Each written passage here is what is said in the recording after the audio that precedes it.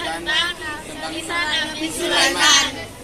Kita lakukan Wicaksono dari 8K absen 32 ingin menjelaskan silsilah tentang Nabi Sulaiman, yaitu Nabi Adam Shallallahu Alaihi Wasallam bin Sid bin Anus bin Kainan bin Mahlail bin Yarid bin Idris alaihissalam bin Mutawasilah bin Lama bin Nuh alaihissalam bin Sam bin Arfasyah bin Jalil bin Abir bin Khalid bin Raud bin Sarud bin Nahur bin Ajar bin Nabi Ibrahim alaihissalam bin Ishaq alaihissalam bin Yahuda bin Farid bin Hasrun bin Aram bin Anasab bin Hasyud bin Salamun bin Qur'at bin Uwabid bin Isya bin Daud alaihissalam dan Nabi Sulaiman alaihissalam.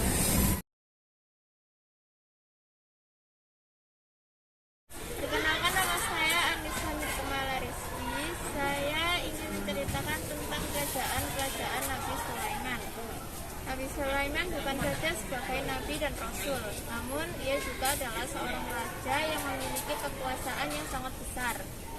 Dalam kitab Kisah fil Al-Quran Al-Karim karya Sayyid Muhammad Tantawi dijelaskan bagaimana Nabi Sulaiman membangun fondasi kerajaannya sehingga makmur dan sejahtera. Bahkan Ratu Balqis dari negeri Sa'bah pun tunduk padanya. Nabi Sulaiman alaihissalam pernah membangun kerajaannya dengan fondasi iman kepada Allah Ta'ala, ilmu yang bermanfaat dan menegakkan keadilan. Nama saya Muhammad Abdulmuddin, nomor absen 26. Saya akan menceritakan keahlian Nabi Sulaiman. Salah satu mukjizat Nabi Sulaiman alaihissalam yang paling terkenal adalah berbicara dengan berbagai bahasa hewan, bahkan membuat para hewan tersebut patuh pada perintahnya. Bukti kebenaran mukjizat ini pun telah dijelaskan dalam firman-firmannya melalui Al-Quran. Perkenalkan, nama saya Aulia dan nama saya Devina akan menceritakan tentang kisah Nabi Sulaiman dan para pasukan semut. Ketika rombongan Nabi Sulaiman akan melintasi lembah yang ditempati sebagai sarang semut, dan beliau menyeru kepada semut-semut itu agar berlindung atas kebijakan Nabi Sulaiman. Inilah semut-semut itu memberikan pujian kepada Nabi Sulaiman. Pada masa kanak-kanak, Nabi Sulaiman sudah menampakkan tanda-tanda kecerdasan, ketajaman otak, kepandaian berpikir, serta ketelitian dalam mempertimbangkan dan mengambil suatu keputusan.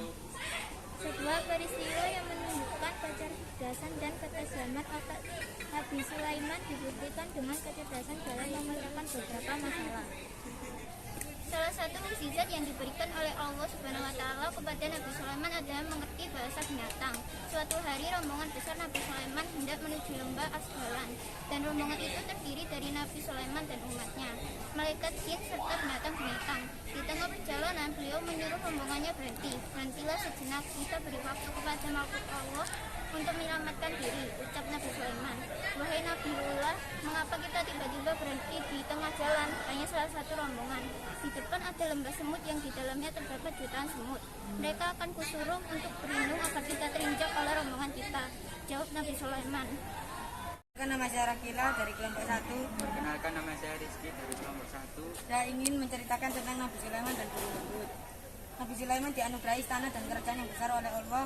Pasukannya begitu kuat yang terdiri dari manusia, jin, dan hewan. Burung Hud menjadi salah satu yang ditugaskan untuk mencari informasi dari daerah lawan.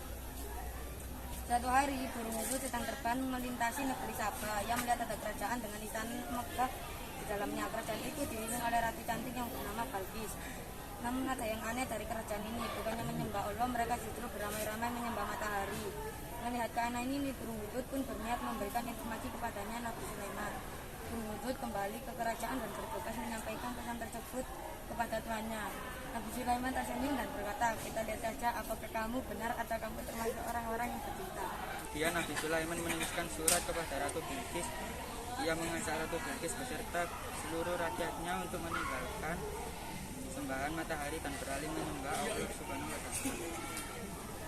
Surat tersebut dibawa burung Hud dan disampaikan kepada Ratu Bilqis. Setelah surat diterima, burung Hud pun menetapkan. Sebentar ia berniat memimpin pembicaraan serius antara Ratu Bilqis dan para menterinya.